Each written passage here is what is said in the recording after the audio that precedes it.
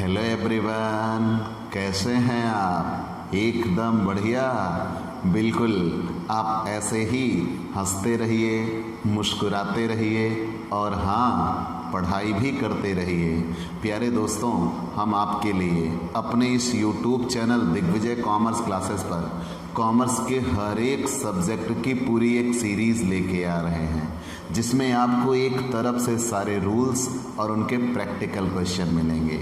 मतलब आपकी पूरी पढ़ाई 1 बाय 1 करके पूरी की जाएगी, बिल्कुल वैसी ही जैसी आप ऑफलाइन या क्लासरूम पढ़ाई में चाहते हैं कि आपको हर एक टॉपिक पढ़ाया जाए, उसके सारे प्रैक्टिकल क्वेश्चंस कराए जाएं। सब कुछ वैसा ही आपको यहाँ मिलेगा और आपके घर बैठे मिलेगा।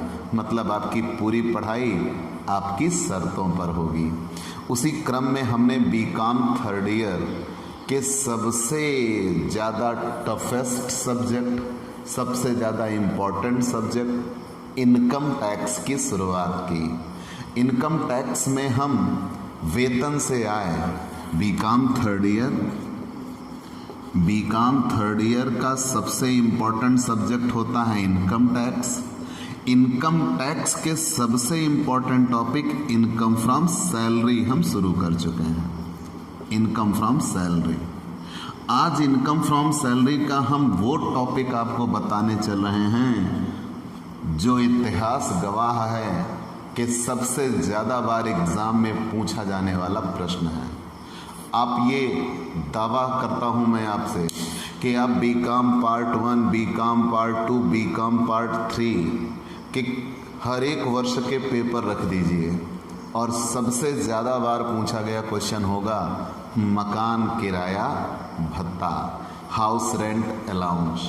आज ये टॉपिक आप विधिवत जानेंगे, एक तरफ से जानेंगे।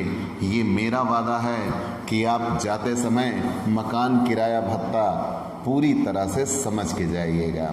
तो आप अगर नए जुड़े हैं तो सबसे पहले हमारे इस YouTube channel Digvijay commerce classes को सब्सक्राइब करिए, शेयर करिए, बेल आइकन दबाइए। अपने सारे दोस्तों को बताइए कि वो दिग्विजय कॉमर्स क्लासेस से जुड़ें और अपनी पढ़ाई एकदम शानदार बनाएं। तो चलिए दोस्तों, आज की क्लास शुरू करते हैं। हम वेतन से आए टॉपिक में भत्ता पढ़ा रहे थे। नियोक्ता द्वारा अलाउंस, नियोक्ता द्वारा उसके कर्मचारी को उस कर्मचारी द्वारा की गई सेवा के बदले में निश्चित पारिश्रमिक दिया जाता है। वो निश्चित पारिश्रमिक मूल वेतन कहलाता है और ये सेवा का आधार होता है। तो नियोक्ता द्वारा उसके कर्मचारी को उस कर्मचारी द्वारा की गई सेवा के बदले में जो निश्चित पारिश्रमिक के अतिरिक्त नकद दिया जाता है उसे भत्ता कहते हैं। ठीक। अब आपने ये दिमाग में बिठाया होगा कि भाई जब हम वेतन भी नकद पाते हैं, भत्ता भी नकद पाते हैं, तो ये अलग कैसे? तो जो मूल वेतन है वो सेवा का आधार होता है और जो भत्ता होता है वो आपका कोई एडिशनल वर्क होता है। मान लीजिए कोई ऑफिशियल लायबिलिटीज़ आपकी बढ़ती हैं, कर्तव्य पालन में आपके कुछ वृद्धि होती है, तो आपके मालिक द्वारा नकद रूप से आपकी सहायता की जाती है, वो भत्ता कहलाता है। कंफर्म? अलाउंस कहलाता है। याद रखिएगा, अगर उसी कार्य विशेष की फैसिलिटी आपको मिल जाती है, जैसे मालिक आपको कार ला के दे दे या टैक्सी पे बिठा दे, कहे वहाँ चले जाओ, वो फैसिलिटी है, सुविधा है, अनुलाभ है। लेकिन मालिक पैसा दे और कहे जाओ टैक्सी से चले जाना, वो भत्ता है। तो अभिप्राय यह है कि आपको बहुत बारीकी से पढ़ना होगा। तो नियोक्ता द्वारा उसके कर्मचारी को उस कर्मचारी द्वारा की गई सेवा के बदले में जो निश्चित पारिश्रमिक के अतिरिक्त नकद दिया जाता है उसे भत्ता कहते हैं। क्लियर? हर वर्ष 2 नंबर में एग्ज़ाम में आ जाता है, भत्ता किसे कहते हैं। तो आप यही बताइएगा कि निश्चित पारिश्रमिक के अतिरिक्त जो नकद रूप से दिया जाता है उसे ही भत्ता कहते हैं। पूरा आप बता दीजिएगा इन टर्म्स कि नियोक्ता द्वारा उसके कर्मचारी को उस कर्मचारी द्वारा की गई सेवा के बदले में निश्चित पारिश्रमिक के अतिरिक्त जो नकद दिया जाता है उसे भत्ता कहते हैं। ठीक है? मान लिया। भत्ते 3 प्रकार के होंगे, पूर्णतया कर योग्य, फुल्ली टैक्सेबल।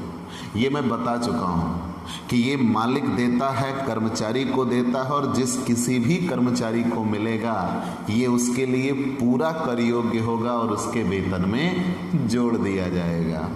ये उस कर्मचारी के लिए पूरा कर योग्य होगा और उसके वेतन में जोड़ दिया जाएगा। याद रखिएगा, किसी भी कर्मचारी को मिलेगा, मालिक द्वारा मिलेगा, कर्मचारी को मिलेगा और उसके लिए फुल्ली टैक्सेबल होगा। और जब ये फुल्ली टैक्सेबल होगा तो सीधा उसके वेतन में जोड़ दिया जाएगा। जैसे मैं बता चुका हूँ, सुन लीजिए।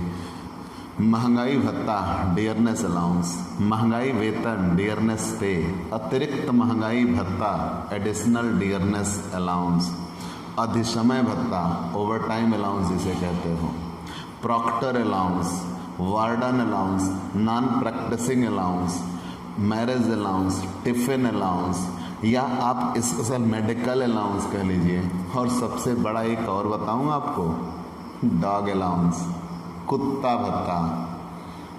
कसम से आपका दिमाग चकरा गया होगा ना? बिल्कुल, कुत्ता भत्ता भी दिया जाता है। कुछ संस्था ऐसी होती हैं जहां कुत्ता रखना अनिवार्य होता है, जैसे डॉग स्क्वाड वाले। तो जहाँ कुत्ता रखना अनिवार्य होता है, तो आप अगर कुत्ते के साथ जा रहे हो तो उस जगह पे आपका कर्तव्य पालन में कुछ ना कुछ वृद्धि ज़रूर होगी। तो उन सब वृद्धि के लिए आपको कुत्ता भत्ता दिया जाता है और वो आपके लिए फुल्ली टैक्सेबल होगा और आपके वेतन में जुड़ेगा। ध्यान देना, वो आपके लिए फुल्ली टैक्सेबल होगा और आपके वेतन में जुड़ेगा। लेकिन कुछ संस्था ऐसी भी होती हैं जहाँ कुत्ते का कोई काम नहीं। जैसे आप टीचर हो और वहाँ लिखा है कि आपको कुत्ता भत्ता दिया जाता है, तो तुरंत आप नोट लगाइएगा कि अमान्य होगा, कुत्ता भत्ता अमान्य होगा, कि टीचर को कुत्ता भत्ता नहीं मिल सकता। ठीक, तो कुत्ता भत्ता वहीं मिलता है जहाँ पे कुत्ते रखने अनिवार्य होते हैं। जैसे बम स्क्वाड वगैरह के हुए तो वहाँ कुत्ते रखने अनिवार्य होते हैं। तो वहाँ अगर आपको कुत्ता भत्ता दिया जाता है तो वो फुल्ली टैक्सेबल होगा और आपके वेतन में जोड़ दिया जाएगा। ठीक है, तो है ना रोचक? आइए आंशिक कर मुक्त भत्ते पर हम चलते हैं। पार्टली एग्जेम्प्ट अलाउंस, नियोक्ता द्वारा उसके कर्मचारी को उस कर्मचारी द्वारा निश्चित पारिश्रमिक के अतिरिक्त जो नकद दिया जाता है उसे भत्ता कहते हैं। लेकिन ये पार्टली एग्जेम्प्ट कब होता है? मतलब ये भत्ता मालिक ने कर्मचारी को दिया है और जितना दिया है वो पूरा टैक्सेबल नहीं होगा, पूरा एग्जेम्प्ट भी नहीं होगा। मतलब उसमें कुछ हिस्सा एग्जेम्प्ट होगा और कुछ हिस्सा टैक्सेबल होगा। और जितना एग्जेम्प्ट होगा उतना वेतन में नहीं जुड़ेगा और जितना टैक्सेबल होगा उतना वेतन में जुड़ेगा। हमारे लिए समस्या आ रही है। समस्या ये आ रही है कि जितना टैक्सेबल है उतना हमें अलग करना होगा, जितना एग्जेम्प्ट है उतना अलग करना होगा, क्योंकि दोनों के लिए रूल अलग अलग है। तो कहने का तात्पर्य है कि जब कभी मालिक अपने कर्मचारी को कोई ऐसा भत्ता दे जो ना तो पूरी तरह से कर योग्य हो और ना ही पूरा करमुक्त, तो उसे ही आंशिक करमुक्त भत्ता कहेंगे। आप ऐसा भी कह सकते हो कि नियोक्ता द्वारा उसके कर्मचारी को उस कर्मचारी द्वारा की गई सेवा के बदले में जो निश्चित पारिश्रमिक दिया जाएगा उसे भत्ता। और ये पार्टली एग्जेम्प्ट कब होता है? जब मालिक ने कर्मचारी को भत्ता तो दिया लेकिन वो लिमिटेड, कुछ सीमा तक एग्जेम्प्ट है, उसकी कुछ सीमा क्या है? एग्जेम्प्ट है, और जो शेष बचेगा वो टैक्सेबल होगा। अब यहीं पे मैंने एक आधे ग्लास की बात की थी। आधा ग्लास पानी था तो वो आधा गिलास भरा था या आधा गिलास खाली। तो अगर वो कम्युनिकेशन स्किल पे हम देखें तो पॉजिटिव एटीट्यूड अपनाना होगा, हम कहेंगे आधा भरा हुआ है, आधा खाली नेगेटिव बात बनती है। लेकिन अगर यही इनकम टैक्स में हम बात करें तो इनकम टैक्स में नियम यह है कि हम एग्जेम्पशन निकाल सकते हैं। एग्जेम्प्ट निकाल लिया, जो शेष बचा वो टैक्सेबल। तो यहाँ हम पार्टली एग्जेम्प्ट निकाल लेंगे, जो शेष बच जाएगा वो टैक्सेबल होगा। मतलब एग्जेम्पशन की लिमिट है, टैक्सेबल की कोई लिमिट नहीं है। तो इसलिए हम इसे क्या कहते हैं? आंशिक करमुक्त भत्ता। मतलब ये नियोक्ता द्वारा कर्मचारी को दिए जाएंगे और इनकी कुछ सीमा करमुक्त होगी और शेष कर योग्य होगा। जितना कर योग्य होगा उतना वेतन में जोड़ दिया जाएगा और जितना कर मुक्त होगा उतना छोड़ दिया जाएगा, जस्ट लीव। ठीक है, तो आइए आज का हमारा टॉपिक है आंशिक कर मुक्त भत्ता, पार्टली एग्जम्प्ट अलाउंस। आंशिक कर मुक्त भत्ते में पहला है मकान किराया भत्ता। सबसे ज़्यादा बार एग्जाम में पूछा जाने वाला क्वेश्चन। बोर्ड पे जितनी हेडिंग लिखी दिख रही हैं सब एग्जाम में आती हैं, लेकिन उनमें ये सबसे ज़्यादा बार आता है पार्टली वो ये चारे हाउस रेंट अलाउंस, मकान किराया भत्ता, हाउस रेंट अलाउंस। मकान किराया भत्ता, मान लीजिए मालिक आपको नौकरी देता है, तो नौकरी आप तब करिएगा पहले वहाँ पे रहिए। भाई हो सकता है आपका कार्य क्षेत्र आपके रहने वाले स्थान से दूर हो, तो आपकी सबसे बड़ी समस्या होगी कार्य क्षेत्र तक पहुँचना। तो जहाँ आपका वर्क प्लेस है उसी के इर्द गिर्द मालिक आपको रहने की सुविधा भी देना चाहिए। लेकिन ऐसा ज़रूरी नहीं है कि मालिक हर स्थान पर आपको रहने की सुविधा दे सके। तो मालिक द्वारा कर्मचारी को नकद पैसा दिया जाता है और ये कहा जाता है कि आप कोई मकान किराए पर ले लीजिए। ध्यान देना, मैं आपको एकदम बेसिक समझा रहा हूँ, एकदम बेसिक। तो जब कभी मालिक अपने कर्मचारी को, परिभाषा बन रही है और इनकम टैक्स में किसी चीज़ की कोई परिभाषा नहीं है, तो जब कभी मालिक अपने कर्मचारी को मकान किराए पर लेने के लिए नकद पैसा दे तो उसे मकान किराया भत्ता कहते हैं, हाउस रेंट अलाउंस कहते हैं।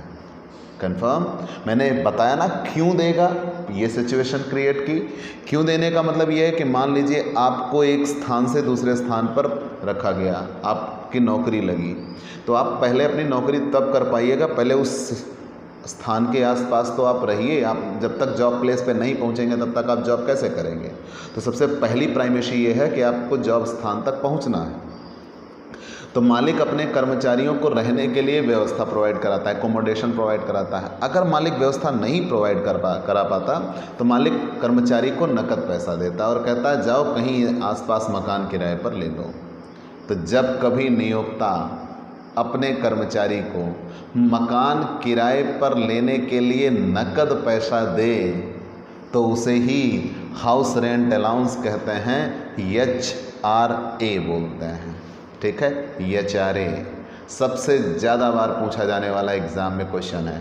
डेफिनेशन याद हो गई कि जब कभी मालिक अपने कर्मचारी को मकान किराए पर लेने के लिए पैसा देता है तो उसे ही मकान किराया भत्ता कहता है। नियम क्या है? मकान किराए भत्ते के लिए आपको 3 नियम पढ़ने होंगे। कितने? 3। एक तरफ से याद रखिएगा, मकान किराया भत्ता पूरा कर योग्य होगा। किया? हाँ जी, पूरा कर योग्य होगा। अब लो, बन गया विवाद। हमने तो इसे बता रखा है आंशिक कर मुक्त में, और मैं ही बता रहा हूँ कि मकान किराया भत्ता पूरा कर योग्य होगा। बेड़ा गर्क हो रहा है ना? टेंशन नॉट बेटा, जुड़े रहिए। कैसे? हर एक बात को बारीकी से पढ़ने के लिए ही तो आप दिग्विजय कॉमर्स क्लासेस से जुड़े हैं, तो जुड़िए। और हाँ, आप हमसे पेड क्लास लीजिए। पेड क्लास पाने के लिए आप हमारे व्हाट्सएप नंबर पर व्हाट्सएप करिए, मैसेज करिए, आपको पेड क्लास की पूरी जानकारी दे दी जाएगी, जिसमें आप बहुत थोड़े से शुल्क का भुगतान करेंगे और आपको एक रेगुलर क्लास मिलेगी, PDF मिलेगा, डाउट सेशन रखा जाएगा और एग्ज़ाम पेपर भी सॉल्व कराए जाएंगे और बहुत कुछ। तो आप बहुत थोड़े से शुल्क का भुगतान सुनिश्चित करिए, हमसे पेड क्लास लीजिए और पेड क्लास पाने के लिए हमारे व्हाट्सएप नंबर पे व्हाट्सएप या मैसेज करिए। आपको पेड क्लास की पूरी जानकारी दे दी जाएगी। तो मकान किराया भत्ता, हमने ये कहा मकान किराया भत्ता पूरा कर योग्य होगा। अब आपके दिमाग में खलबली मच गई, मकान किराया भत्ता पूरा कर योग्य होगा। मैंने ये कह दिया, मैं आपको समझाना चाहता हूँ कि मकान किराया भत्ता पूरा कर योग्य, सिर्फ अभी मैं हाउस रेंट अलाउंस की बात कर रहा हूँ। मकान किराया भत्ता पूरा कर योग्य होगा। लो, अब ये कब पूरा कर योग होगा? मैंने ये नियम बताने का प्रयास किया कि जब कभी मालिक कर्मचारी को मकान किराए पर लेने के लिए पैसा दे, लेकिन कर्मचारी किसी ऐसे मकान में रह ले जहां उसे किराए का भुगतान ना करना पड़े। ठीक, ध्यान दीजिए, हो सकता है आप अपने मकान में रह लेते हो और मालिक से मकान किराए पर लेने के लिए पैसा भी ले लेते हो। मान लीजिए आपका जॉब प्लेस 20 किलोमीटर दूर है आपके घर से, 30 किलोमीटर दूर है, 40 किलोमीटर दूर है, तो आप मालिक से मकान किराए पर लेने के लिए पैसा ले लेते हो और आप अपने ही मकान में रहते हो, वहाँ से बाइक से आप अप डाउन करते हो। ऐसा बहुत लोग करते हैं। या आप अपने किसी रिलेटिव के यहाँ ठहर जाते हो जहाँ पे आपको मकान का किराया नहीं देना पड़ता। हाँ जी, ससुराल वगैरह में रुक जाइए, साली साहिबा के यहाँ रुकिए, जहाँ पे आपको कहीं भी किराया न देना पड़े। क्लियर कॉन्सेप्ट ये है कि जब कभी मालिक कर्मचारी को मकान किराए पर लेने के लिए पैसा दे, लेकिन कर्मचारी किसी ऐसे मकान में रह ले जहां उसे किराए का भुगतान ना करना पड़े, तो उसके लिए प्राप्त मकान किराया भत्ता पूरा कर योग्य होगा। याद रखिएगा, तो उसके लिए प्राप्त मकान किराया भत्ता पूरा कर योग्य होगा। ये पहला नियम बनता है। तो आप क्लियर कॉन्सेप्ट ये देखिए, क्लियर कॉन्सेप्ट कि मकान किराया भत्ता मिला, दैट्स इट। मतलब मकान मालिक, मतलब मकान किराए पर लेने के लिए नियोक्ता ने कर्मचारी को नकद पैसा दिया। अब जब कर्मचारी को मकान किराए पर लेने के लिए नकद पैसा दिया तो वो मकान किराए पर ले, लेकिन अगर उसने मकान किराए पर नहीं लिया, किसी ऐसे मकान में रह लिया जहाँ पे उसे किराया नहीं देना पड़ा, मतलब रेंट नॉट पेड है, रेंट पेड नहीं हुआ है, तो जब रेंट पेड नहीं हुआ है तो पूरा HRA टैक्सेबल होगा और वेतन में जोड़ दिया जाएगा। कंफर्म। दूसरे नियम पे आते हैं। मान लीजिए वो किराया देता है तो यहाँ कॉन्सेप्ट क्या बना? सबसे पहले मकान, अगर मकान किराया भत्ता मिला ही ना हो तो भैया हम ये नियम क्यों पढ़ेंगे, फिर तो ये नियम बना ही नहीं। तो मान लीजिए एक मालिक अपने कर्मचारी को मकान किराए पर लेने के लिए पैसा देता है तो उसे ही मकान किराया भत्ता कहता है, और मिलने वाला मकान किराया भत्ता पूरा कर योग्य होगा अगर कर्मचारी किसी ऐसे मकान में रहता है जहां उसे किराए का भुगतान नहीं करना पड़ता। ठीक। दूसरा नियम, जब कभी मालिक कर्मचारी को मकान किराए पर लेने के लिए नकद पैसा दे, ध्यान देना, जब कभी मालिक कर्मचारी को मकान किराए पर लेने के लिए नकद पैसा दे तो उसे मकान किराया भत्ता कहेंगे। कर्मचारी मकान किराए पर ले लेकिन वो अपने वेतन के 10% से कम किराया दे। क्या करें? वो अपने वेतन के 10% से कम किराया दे तो भी प्राप्त मकान किराया भत्ता पूरा कर योग्य होगा, फुल्ली टैक्सेबल होगा। कंफर्म। तो नियम क्या बनता है कि अगर मालिक अपने कर्मचारी को मकान किराए पर लेने के लिए पैसा देता है और कर्मचारी किसी ऐसे मकान में रहता है जहां वो किराया तो चुकाता है लेकिन अपने वेतन के 10% से कम किराया चुकाता है, तो भी मकान किराया भत्ता पूरा कर योग्य होगा। जितना मिला है पूरा कर योग्य हो जाएगा। कंफर्म। तो कर मुक्ति कब मिलेगी? पार्टली एग्जाम कब हुआ? हम तो फुल्ली टैक्सेबल पढ़ते पढ़ते चले जा रहे हैं। 2 दशाओं में तो हम फुल्ली टैक्सेबल पढ़ गए। कब फुल्ली टैक्सेबल कब होगा? यदि कर्मचारी किसी ऐसे मकान में रहे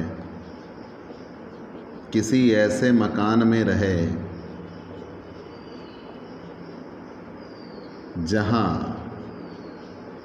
उसे किराया चुकाना ना पड़े। यदि कर्मचारी किसी ऐसे मकान में रहे जहां उसे किराया चुकाना ना पड़े तब HRA house rent allowance fully taxable होगा। पूर्णतः कर योग्य होगा, फुल्ली टैक्सेबल होगा। कंफर्म? नियम क्लियर कि यदि कर्मचारी किसी ऐसे मकान में रहे जहां उसे किराया चुकाना ना पड़े, तब मकान किराया भत्ता पूरा कर योग्य होता है। तो क्लियर कॉन्सेप्ट बन गया एक नियम। दूसरा, यदि कर्मचारी अपने वेतन के 10% से कम किराया चुकाता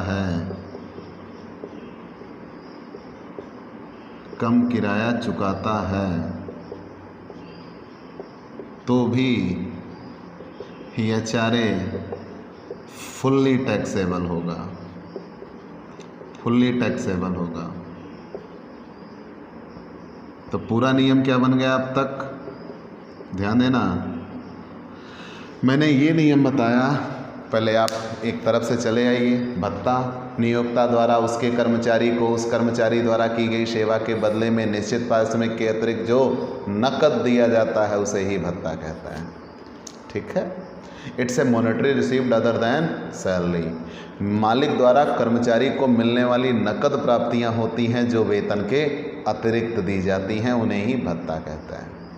3 प्रकार के हो गए। फुल्ली टैक्सेबल, ये वे होते हैं जो कर्मचारी को मिले हैं मालिक से और उसके लिए फुल्ली टैक्सेबल हैं और पूरे उसके वेतन में जोड़ दिए जाएंगे, उसे फुल्ली टैक्सेबल कहते हैं। फिर हम आ गए पार्टली एग्जेम्प्ट। ये वे भत्ते हैं जो मालिक द्वारा कर्मचारी को मिले हैं और उसके लिए फुल्ली टैक्सेबल नहीं है। कुछ सीमा तक एग्जेम्प्ट हैं और कुछ सीमा तक टैक्सेबल। तो जितना एग्जेम्प्ट है उतना हम छोड़ देंगे, जितना टैक्सेबल है उतना उसके वेतन में जोड़ देंगे, इसीलिए इनको पार्टली एग्जेम्प्ट कहा जाता है। और इसमें हम सबसे पहले पढ़ रहे हैं मकान किराया भत्ता। मैंने शर्त लगाई आपसे, ठीक, कि ये पूरे बीकॉम का सबसे इम्पोर्टेंट क्वेश्चन है, मकान किराया भत्ता। ठीक, तो मकान किराया भत्ता किसे कहते हैं? जब कभी मालिक अपने कर्मचारी को मकान किराए पर लेने के लिए नकद पैसा दे, जब कभी मालिक अपने कर्मचारी को मकान किराए पर लेने के लिए नकद पैसा दे तो उसे ही मकान किराया भत्ता कहते हैं। लेकिन ये मकान किराया भत्ता कैसे वैल्यूएट होगा? एग्जेम्प्ट कितना होगा, टैक्सेबल कितना होगा? तो रूल है कि अगर कर्मचारी किसी ऐसे मकान में रह जाता है जहां उसे किराया पे नहीं करना पड़ता, तो उसके लिए जितना HRA रिसीव्ड हुआ है वो फुल्ली टैक्सेबल होगा। तब HRA फुल्ली टैक्सेबल होगा। जितना HRA रिसीव्ड हुआ है पूरा टैक्सेबल होगा। ठीक, यहाँ यदि कर्मचारी अपने वेतन के, मान लीजिए, किराया चुकाए, पहला तो किराया चुकाए ही ना, किसी ऐसे मकान में रहे उसे किराया ही ना देना पड़े। लेकिन दूसरी सिचुएशन में आ गई, यदि मकान किराए पर लेने के लिए पैसा मिला और कर्मचारी ने मकान किराए पर लिया भी, किराया भी दिया, लेकिन अपने वेतन के 10% से कम किराया दिया, मतलब किसी ऐसी जगह में रह लेता है जहाँ उसे किराया कम पे करना पड़ता है, तो भी HRA फुल्ली टैक्सेबल होगा। मतलब जितना रिसीव्ड HRA है पूरा टैक्सेबल हो जाएगा। ठीक, all received HRA taxable, received HRA taxable, मतलब जितना HRA मिला होगा पूरा टैक्सेबल हो जाएगा। सेम यहाँ रिसीव्ड HRA टैक्सेबल, मतलब जितना मिला होगा पूरा टैक्सेबल हो जाएगा। तो ये 2 सिचुएशन तो आपने जान ली। तो एग्जेम्प्ट कब होगा? नियम क्या बना? कर्मचारी मकान का किराया चुकाए तो एग्जम्पशन मिलेगी, और अपने वेतन के 10% से ज़्यादा किराया चुकाए तभी मकान किराया भत्ता करमुक्त होता है, नहीं तो मकान किराया भत्ता फुल्ली टैक्सेबल होता है। तो नियम क्या बना? कर्मचारी किराया चुकाए, कर्मचारी मकान का किराया चुकाए, कर्मचारी मकान का किराया चुकाए, मकान का किराया चुकाए और अपने वेतन का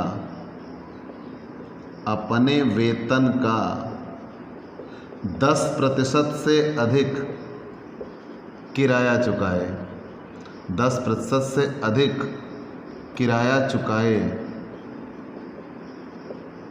10% से अधिक किराया चुकाए तब एचआरए एग्जेम्पशन में आएगा, तब मकान किराया भत्ते की कर मुक्ति मिल सकती है। अब कितनी मिलेगी वो हम बताएंगे।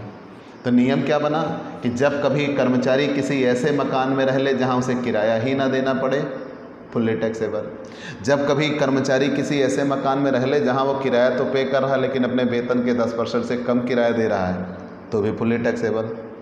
तो जब कभी कर्मचारी किसी ऐसे मकान में रहे जहां उसे किराया देना पड़े और वेतन के 10% से ज़्यादा किराया देना पड़े, तो एग्जेम्पशन मिलेगी। लेकिन कितने की मिलेगी वो हम अभी तुरंत बता रहे हैं। तो आप इसका स्क्रीनशॉट ले लीजिएगा। ये मकान किराए भत्ते का आप नियम पढ़ रहे हैं। जब थ्योरी लिखने के लिए है तो ऐसे ही लिखेंगे, मकान किराया भत्ता नियोक्ता कर्मचारी को जब मकान किराए पर लेने के लिए नकद पैसा देता है उसे ही मकान किराया भत्ता कहता है। और मकान किराए भत्ते की करमुक्ति या करयोग्यता के संदर्भ में नियम, तो आप नंबर 1 डालिएगा कि प्राप्त मकान किराया भत्ता पूरा कर योग्य होगा यदि कर्मचारी किसी ऐसे मकान में रहता है जहां उसे किराया चुकाना नहीं पड़ता। वो किसी रिलेटिव के यहाँ रह लेता है या स्वयं अपने मकान में रहता है, तब उसे किराए का भुगतान नहीं करना पड़ेगा। और जब उसे किराए का भुगतान नहीं करना पड़ेगा तो ये चारे फुल्ली टैक्सेबल होगा। जब कभी कर्मचारी किसी ऐसे मकान में रहता है, मान लीजिए अपने जान पहचान के किसी व्यक्ति के यहाँ मकान किराए पर ले लेता है और वेतन के 10% से कम किराया देता है, तो जब वेतन के 10% से कम किराया देता है तो भी प्राप्त मकान किराया भत्ता फुल्ली टैक्सेबल होगा। तो आप तीसरे जैसा बताइएगा कि मकान किराया भत्ते एचआरए की कर मुक्ति मिलती है, लेकिन कब? जब कर्मचारी किसी ऐसे मकान में रहे जहाँ उसे किराया चुकाना पड़े लेकिन वेतन के 10% से अधिक चुकाना पड़े। If employees not paid rent then HRA fully taxable. If employee rent paid but rent is the less than 10% of the salary, तब वहाँ पे भी fully taxable हो जाएगा। If employee rent paid of the house is more than 10% of the salary, then HRA is exemptions। अब exempt में कितना exempt होगा तो आइए हम एक तरफ से आपको बताते हैं। चलिए, मकान किराए भत्ते की कर मुक्ति, तो अब आपके लिए रूल हैं भाई, मकान किराया भत्ता सबसे ज़्यादा इम्पोर्टेंट है। फिर आगे आप पढ़िएगा और अन्य जो आंशिक कर मुक्त भत्ते हैं, आज की डेट में आपको मकान किराया भत्ता।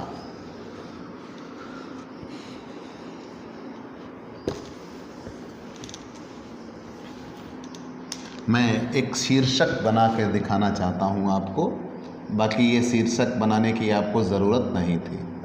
कंपुटेशन ऑफ एग्जेम्प्ट HRA, ठीक है, कंपुटेशन ऑफ एग्जेम्प्ट HRA, ठीक है, करमुक्त मकान किराया भत्ता। फर्दर मैंने बताया है इनकम टैक्स में आप कोई भी हेडिंग डालिएगा तो उस हेडिंग का एड्रेस ज़रूर होना चाहिए कि ये हेडिंग आपने क्यों डाली है। तो कंपुटेशन ऑफ एग्जेम्प्ट HRA, करमुक्त मकान किराए भत्ते की गणना कब के लिए? For the assessment year 2020 and 2021। कैसे? आइएगा। Actual house rent allowance received, actual house rent allowance received, वास्तव में प्राप्त मकान किराया भत्ता जितना मिला होगा वो, ठीक है। जितना मकान किराया, अब मान लीजिए ना ही मिले तो भैया हम नियम काहे पढ़ेंगे? मिला होगा तभी ये नियम पढ़ेंगे। तो actual house rent allowance received और रेंट पेड बाय एम्प्लॉय, कर्मचारी द्वारा चुकाया गया किराया, रेंट पेड बाय एम्प्लॉय, कर्मचारी द्वारा चुकाया गया किराया minus 10% of the salary, 10% of the salary, ठीक है, ध्यान देना। Actual house rent allowance received और rent paid by employ minus 10% of the salary और 40% of the salary, 40% of the salary, either 50% of the salary, मतलब 2 रूल बनते हैं यहाँ पे, 50% ऑफ द सैलरी। अब ये 3 बनेंगे और तुरंत यहाँ आएगा which ever is less, which ever is less, तीनों में जो कम होगा इक्वल एग्जेम्प्ट HRA, तीनों में जो कम होगा वही उतना कर मुक्त होगा।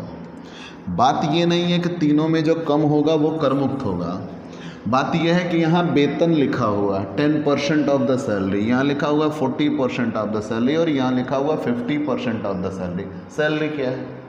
तो यहाँ जब भी याद रखिएगा आपको, इन इनकम टैक्स जितनी जगह वेतन शब्द मिलेगा हर बार वेतन का अलग अर्थ होगा, हर बार वेतन का अलग अर्थ होगा। तो यहाँ मीनिंग ऑफ सैलरी क्या होगा? Meaning of salary, meaning of salary for HRA, HRA के लिए वेतन से आशय क्या है? तो HRA के लिए वेतन से आशय में होता है मूल वेतन, बेसिक सैलरी, महंगाई भत्ता, महंगाई भत्ता, लेकिन उतना ही जितना सेवा की शर्तों के अंतर्गत होता है। तो मीनिंग ऑफ सैलरी में क्या आएगा? Basic salary, dearness allowance as per the terms of employment होता है, और मैं कल इसे बता चुका हूँ सेवा की शर्तों के अंतर्गत किसे कहते हैं। जब इसे अवकाश ग्रहण के लाभों में जोड़ा जाता है तो उसे ही सेवा की शर्तों के अंतर्गत कहते हैं। तो मीनिंग ऑफ द सैलरी में क्या क्या आया? मूल वेतन प्लस महंगाई भत्ता, लेकिन केवल उतना हिस्सा जितना सेवा की शर्तों के अंतर्गत हो। और महंगाई वेतन, ध्यान देना, महंगाई वेतन अब बुक में मेंशन नहीं है, लेकिन महंगाई वेतन भी आता है, अब बुक में मेंशन नहीं है। और प्लस कर्मचारी द्वारा की गई बिक्री पर प्राप्त निश्चित दर से कमीशन, कर्मचारी द्वारा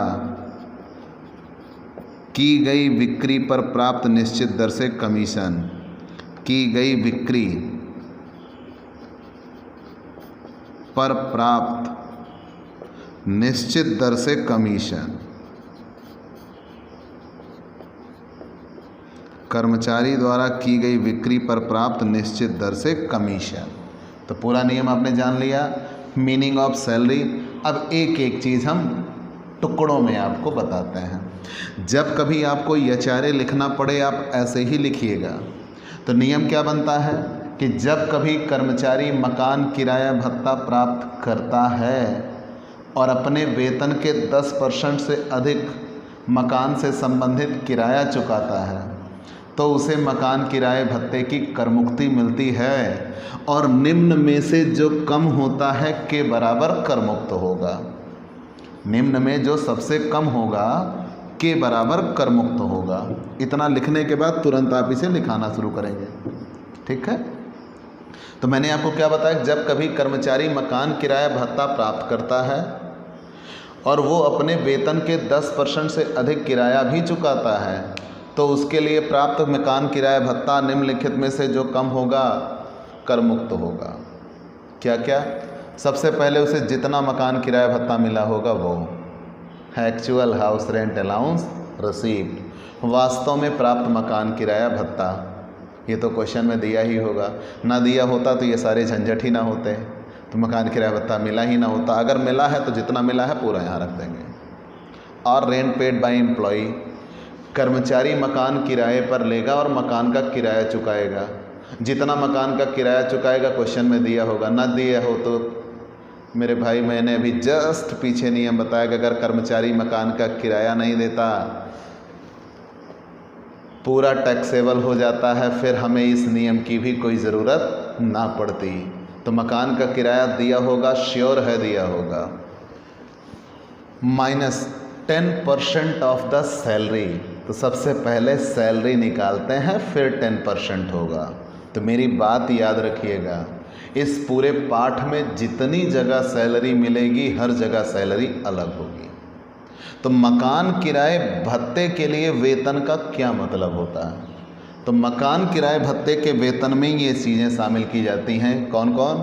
मूल वेतन, महंगाई भत्ता, सिर्फ उतना, जितना सेवा की शर्तों के अंतर्गत हो, और बिक्री पर प्राप्त निश्चित दर से कमीशन कहा है। लेकिन इसमें महंगाई वेतन भी इंक्लूड होता है, क्योंकि यह हमेशा सेवा की शर्तों के अंतर्गत होता है, महंगाई वेतन। ठीक है, तो मतलब कितनी चीज़ें आ जाती हैं? 4। कौन कौन से? मूल वेतन, महंगाई भत्ता, महंगाई वेतन और कर्मचारी द्वारा प्राप्त निश्चित दर से commission. Basic salary, dearness allowance as per the terms of employment, dearness pay and commission on sale, but sale is made by employ. लेकिन बिक्री कर्मचारी द्वारा ही की गई हो, तब कर्मचारी द्वारा की गई बिक्री पर प्राप्त निश्चित दर से कमीशन। तो जब इतनी चीज़ें मिल जाएंगी, इन चारों चीज़ों को जोड़ देंगे तो वो वेतन होगा, और उस वेतन का 10%, उस वेतन का 10%, कन्फर्म, 10% ऑफ द सैलरी। तो यहाँ पे जो निकल के आएगा वो, अब यही ये नियम बनता है कि मान लीजिए ये 10% जो वेतन दिया, 10% के वेतन ये ज़्यादा था, मतलब दिया जाने वाला किराया कम था, तो भी पूरा टैक्सेबल हो जाता है क्योंकि नेगेटिव में आता है, तो भी पूरा टैक्सेबल हो जाता है क्योंकि नेगेटिव में आता है। तो इसीलिए नियम बना कि अगर वो किराया ही ना दे तब तो केवल 10% ऑफ द सैलरी का मुद्दा ही नहीं बनता। तो जब वो किराया ही ना दे तो पूरा टैक्सेबल हो जाता है। जब किराया चुकाए लेकिन वेतन के 10% से कम चुकाए तो भी पूरा टैक्सेबल हो जाता है। तो जब किराया दे लेकिन वेतन के 10% से ज़्यादा दे तब एग्जेम्पशन मिलती है, नहीं तो एग्जेम्पशन नहीं मिलती। तो एक्चुअल एचआरए रिसीव्ड और rent paid by employ minus 10% of the salary. इतना तो क्लियर हो गया कॉन्सेप्ट। 40% ऑफ द सैलरी क्या है? अगर भारत के 4 महानगरों में, 4 मेट्रो सिटीज़ कलकत्ता, मुंबई, चेन्नई और दिल्ली, अगर इन 4 महानगरों में आपको मकान रहने के लिए, किराए पर लेने के लिए पैसा दिया गया तो आपके वेतन का 50% लिया जाएगा। और अगर इन 4 महानगरों के अलावा पूरे भारत में दिया गया तो केवल कितना? 40%। ठीक है, अगर 4 महानगरों में आप हैं, क्वेश्चन में लिखा होगा कलकत्ता, मुंबई, चेन्नई, दिल्ली, किसी एक स्थान का नाम दिया गया है, तो वेतन का आप कितने प्रतिशत वैल्यूएट करेंगे? 50%। और अगर इन 4 महानगरों के अलावा है तो वेतन का कितने % वैल्यूएट करेंगे? 40%। वो कोई शहर का नाम ही ना दिया हो तब आप कितने % वैल्यूएट करेंगे? 40%। ठीक है, तो इन तीनों में जो कम होगा, कौन कौन सा? जितना वास्तव में मकान किराया भत्ता मिला वो, जितना किराया चुकाया में से वेतन का 10% घटा के, अथवा 40% या 50%। अगर 4 महानगरों में आता है 50%, नहीं तो 40%। तीनों में जो कम होगा वही उतना करमुक्त होगा। और जब करमुक्ति मिल जाएगी तो टैक्सेबल एचआरए बराबर, जब करमुक्ति मिल जाएगी तो टैक्सेबल एचआरए बराबर रिसीव्ड एचआरए, मतलब जितना मिला है minus exempt HRA, minus exempt HRA. ठीक है, तो टैक्सेबल बराबर क्या होगा? जितना मिला है वो में से जितना करमुक्त होगा वही घटा देंगे, शेष जो आएगा वही उतना क्या हो जाएगा? टैक्सेबल। तो मैंने आपको पहले ही बताया कि करमुक्ति निकाली जा सकती है, करमुक्ति घटा देंगे, जो शेष बच जाएगा वही उतना कर योग्य हो जाएगा। इसी बात पर हम मकान किराया भत्ता का एक क्वेश्चन बेहतर क्वेश्चन है, मेरी बुक में है, इलस्ट्रेशन 2 भी है, इलस्ट्रेशन 3 भी है। इलस्ट्रेशन 2 में 3 टॉपिक दिए हैं, मैं उसे 1 लगा के 2 आपके लिए छोड़ दूंगा, मैं 3 लगाता हूँ पहले। ठीक है, ये पूरा फॉर्मेट बना हुआ है, इसी फॉर्मेट में हमें रख देना है। तो आइए चलते हैं। दिया है मिस्टर प्रसंग, मेरी बुक में इलस्ट्रेशन 3 है। मिस्टर प्रसंग एक निजी कंपनी में 70,000 रुपये प्रतिमाह वेतन पर कार्यरत हैं। वेतन 70,000 रुपये महीने का है। इन्हें 6,000 रुपये प्रतिमाह महंगाई वेतन, 6,000 रुपये प्रतिमाह महंगाई वेतन, आगे बढ़ते हैं, तथा 10,000 रुपये वार्षिक कमीशन गत वर्ष में मिला हुआ है। मकान किराया भत्ता के रूप में 2000 रुपये प्रतिमाह प्राप्त होता है। इन्होंने मकान हेतु 2500 रुपये प्रतिमाह की दर से मकान किराए का भुगतान भी किया है। कर मुक्त मकान किराए भत्ते की राशि की गणना कीजिए। तो सबसे पहले यहाँ तुरंत हम लिखेंगे, भाई इलस्ट्रेशन थर्ड है, कर मुक्त मकान किराया भत्ता निकालना है। हमने शीर्षक बना दिया कंप्यूटेशन ऑफ एग्जेम्प्ट एचआरए। हम कर मुक्त मकान किराया भत्ता निकालने जा रहे हैं। ठीक है, आप इसी फॉर्मेट, जैसे ही आप ये देखिए कर्मचारी ने किराया दिया है, दैट्स इट, आप ये फॉर्मेट बना देना। अब वो चाहे 10% से कम किराया दिया हो, चाहे 10% से ज़्यादा। 10% से कम दिया होगा तो ये वाला सेक्शन माइनस में आ जाएगा, तो पूरा टैक्सेबल हो जाएगा। ठीक है, और 10% से ज़्यादा दिया होगा तो कर मुक्ति मिल जाएगी। यही इतना आपको ध्यान देना होगा। और जब किराया ही नहीं दिया होगा तो पूरा टैक्सेबल होगा। तो मिस्टर प्रसंग एक निजी कंपनी में 70,000 रुपये प्रतिमाह वेतन पर कार्यरत है। 6,000 रुपये महंगाई वेतन मिलता है, 10,000 रुपये वार्षिक कमीशन मिलता है और मकान किराया भत्ता उन्हें मिला हुआ है, वो भी कितने रुपए? मकान किराया भत्ता 2,000 रुपये प्रतिमाह प्राप्त होता है।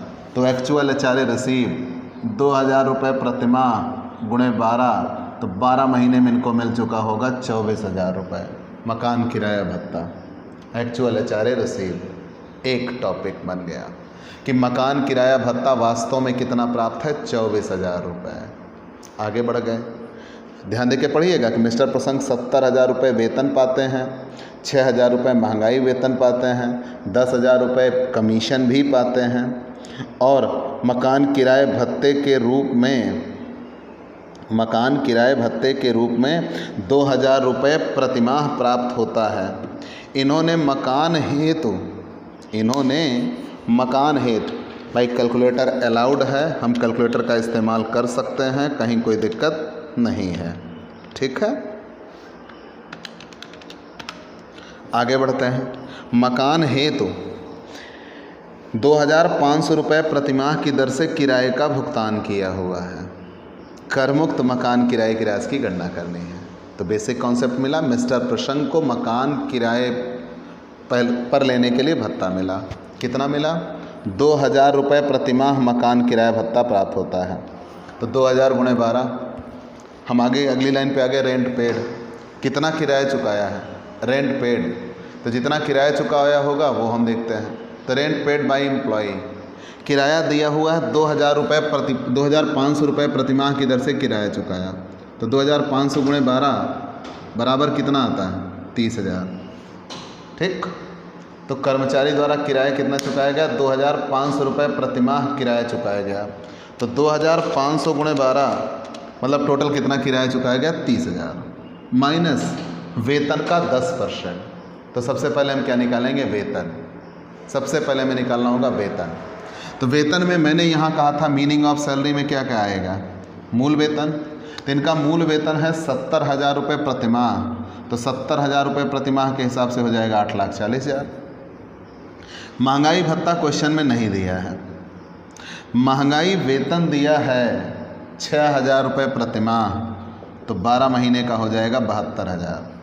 कंफर्म?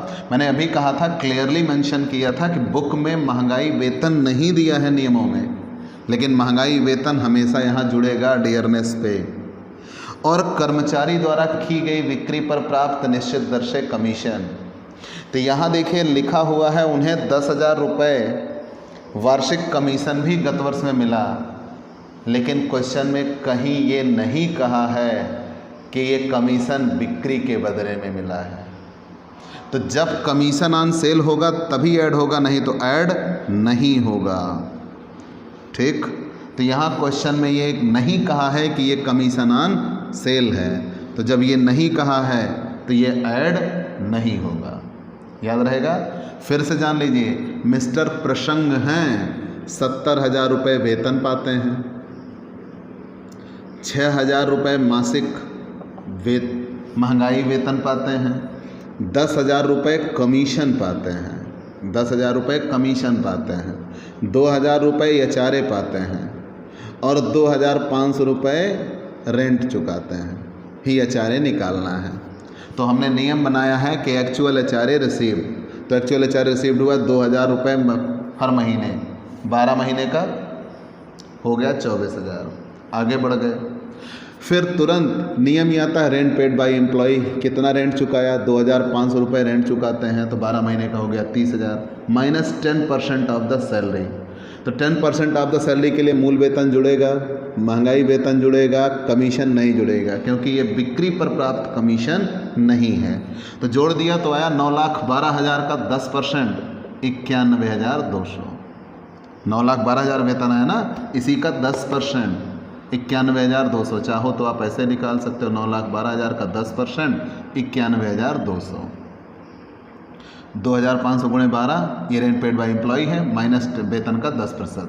तो यहाँ ये आ जाएगा 30,000 और ये आ जाएगा 91,200। ठीक है, 10% ऑफ द सैलरी 91,200। आगे आ जाते हैं, यहाँ आ जाएगा 40% ऑफ द सैलरी। क्यों? शहर के स्थान का नाम नहीं दिया। जब स्थान का नाम नहीं दिया तो वेतन का 40% लेंगे, और अगर 4 मेट्रो सिटीज़ दी होंगी तो वेतन का कितने % लेंगे? 50% लेंगे। तो 40% ऑफ द सैलरी, तो 9,12,000 का 40%, 9,12,000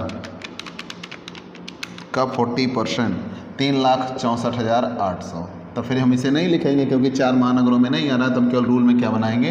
40% ऑफ द सैलरी 3,64,800। इसे घटाएंगे तो ये माइनस में आएगा, मतलब उसने जो किराया दिया है वो वेतन के 10% से कम दिया है। तो मैंने अभी बताया था जब वेतन के 10% से कम देगा तो मकान किराया भत्ता बिल्कुल भी करमुक्त नहीं होता। तो मतलब उस दशा में पूरा क्या हो जाएगा? टैक्सेबल। कितना मिला है? 24,000। कर मुक्ति कुछ भी नहीं है, तो टैक्सेबल कितना हो जाएगा? पूरा 24,000। लेकिन क्वेश्चन में यहाँ निकालना क्या था? करमुक्त। तो करमुक्त कितना है? नील। क्लियर? करमुक्त निकालना था, तो करमुक्त कितना है? नील, क्योंकि इन्होंने मकान किराया भत्ता पाया है लेकिन वेतन के 10% से कम किराया दिया है। तो आप इसका स्क्रीनशॉट ले लीजिए, ऐसे ही ये क्वेश्चन वैल्यूएट होंगे। हम उदाहरण 2 पे भी चलते हैं, उदाहरण 4 भी आपको लगाना चाहिए। ठीक है, कहीं कोई दिक्कत नहीं है, मकान किराए भत्ते के ही संदर्भ में नियम है। हम उदाहरण 2 का एक टॉपिक बताते हैं आपको, 3 टॉपिक दिए हुए हैं। चलिए, आपने स्क्रीनशॉट ले लिया होगा। हम कुछ चीज़ें यहाँ मिटा लेते हैं जितने की हमें ज़रूरत नहीं है। भाई फॉर्मेट यही फिर से बनाना पड़ेगा, तो बेहतर है यही रहने देते हैं, आपका समय बच जाएगा। आपका समय बचा लेते हैं भाई।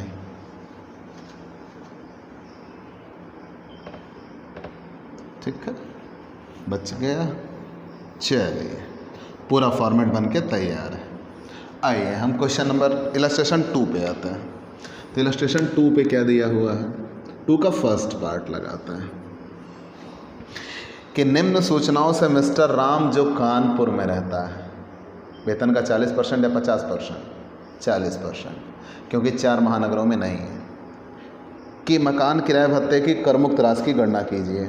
वेतन प्रतिमाह है 18,000, तो वेतन है 18,000 का गुणे 12 2,16,000। ठीक, वेतन हो गया। आगे बढ़ जाते हैं। प्रतिमाह मकान किराया भत्ता मिला है 2,100 रुपये प्रतिमाह, तो 2,100 रुपये प्रतिमाह गुणे 12 मकान किराया भत्ता, प्राप्त मकान किराया भत्ता। फिर कह रहे हैं प्रतिमाह भुगतान किया गया किराया, प्रतिमाह भुगतान किया गया किराया 1,500 है गुणे 12। ठीक, आइए निकालते हैं, और कुछ नहीं दिया। तो क्वेश्चन में क्या कहा है कि कोई मिस्टर राम हैं, कानपुर में रहते हैं, 2,100 रुपये प्रतिमाह मकान किराया भत्ता पाते हैं। तो इनका प्राप्त मकान किराया भत्ता है 25,200। 25,200। इन्होंने किराया कितना चुकाया मकान के संदर्भ में? 1,500 गुणे 12, मतलब इनके द्वारा चुकाया गया किराया है 18,000 माइनस वेतन का 10%। तो वेतन का 10%, तो मूल वेतन इनका कितना है? 18,000 रुपये प्रतिमाह। 18,000 रुपये प्रतिमाह है, मतलब 2,16,000 वेतन। क्वेश्चन में महंगाई भत्ता नहीं दिया, महंगाई वेतन नहीं दिया, बिक्री पर कमीशन नहीं दिया, तो इनका वेतन होगा 2,16,000 इस 2,16,000 का 10%, 2,16,000 का 10%, तो यहाँ 18,000 माइनस 21,600, तो ये भी आ गया माइनस 3,600। और यहाँ 2,16,000 का 40%, क्योंकि कानपुर में है 40%, 2,16,000 का 40%, 86,400। इस क्वेश्चन में भी माइनस में आ रहा है, मतलब वेतन के 10% से कम किराया दे रहे हैं, इसलिए यहाँ भी कर मुक्ति नहीं मिलेगी। पूरा पूरा क्या हो जाएगा, टैक्सेबल।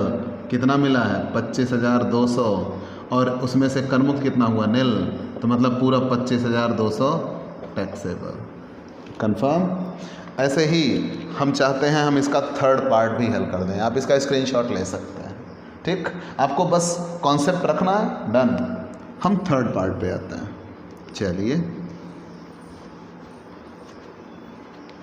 थर्ड पार्ट पे आते हैं।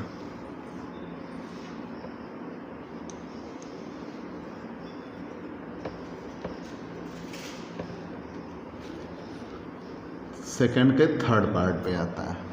तो थर्ड पार्ट में क्या दिया है, वही क्वेश्चन है मिस्टर राम, लेकिन उनका वेतन यहाँ है 6,000 रुपये प्रतिमाह। तो यहाँ मूल वेतन है 6,000 रुपये प्रतिमाह, तो 12 महीने में हो जाएगा 72,000। आगे बढ़ गए। प्रतिमाह प्राप्त मकान किराया भत्ता 1,050 रुपये मकान किराया भत्ता मिलता है हर महीने। ठीक, हर महीने मिलता है 1,050 रुपये मकान किराया भत्ता। और उसके बाद इन्होंने कहा है प्रतिमाह भुगतान किया गया किराया 750 रुपये प्रतिमाह भुगतान किया गया किराया है, गुणे 12। आइए हम वैल्यूएट करते हैं। तो एक्चुअल एचआरए रिसीव्ड 1,050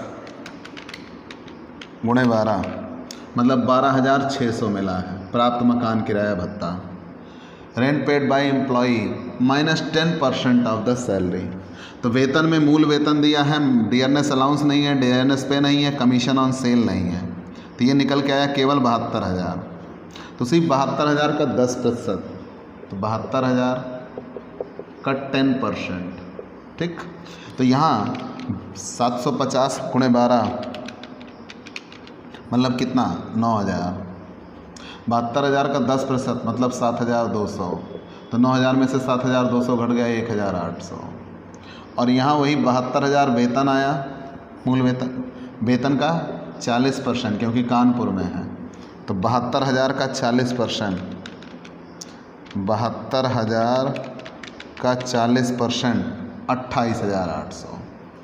अब बताइए तीनों में कम कौन है, 12,600, 1,800 या 28,800? 1,800। तो यही इतना करमुक्त होगा, एग्जाम्प्ट एचआरए 1,800। तो रिसीप्ट टैक्सेबल कितना होगा, रिसीप्ट है 12,600 माइनस एग्जाम्प्ट है 1,800, तो बचेगा 10,800। यही इतना हो जाएगा टैक्सेबल साल भर का। अगर आपको मंथली निकालना हो तो 10,800 में आप डिवाइड किससे कर देंगे, 12, मतलब कितना, 900 रुपये मंथली टैक्सेबल हो जाएगा। ठीक, तो ये तो थी मकान किराए भत्ते की गणना और उसके कुछ प्रैक्टिकल क्वेश्चंस। तो आपको ये क्लास कैसी लगी हमें ज़रूर बताइएगा, आपके लाइक और कमेंट का इंतज़ार रहेगा। और आप हमसे पेड क्लास लेना सुनिश्चित करिए। पेड क्लास पाने के लिए आप हमारे व्हाट्सएप नंबर पर व्हाट्सएप करिए, मैसेज करिए, आपको पेड क्लास की पूरी जानकारी दे दी जाएगी, जिसमें आप बहुत थोड़े से शुल्क का भुगतान करेंगे और आपको नियमित क्लास मिलेगी, PDF मिलेगा, डाउट सेशन रखा जाएगा और आपकी सारी क्वेरीज दूर की जाएंगी, आपकी रेगुलर क्लासें चलेंगी। ठीक है, तो और भी बहुत कुछ, तो आप पेड क्लास लेना सुनिश्चित करिए। और अगर नए जुड़े हैं तो सबसे पहले हमारे इस YouTube channel Digvijay commerce classes को सब्सक्राइब करिए, शेयर करिए और हाँ, बेल आइकन दबाना नहीं भूलिएगा। तो चलते हैं दोस्तों, बाय बाय दोस्तों।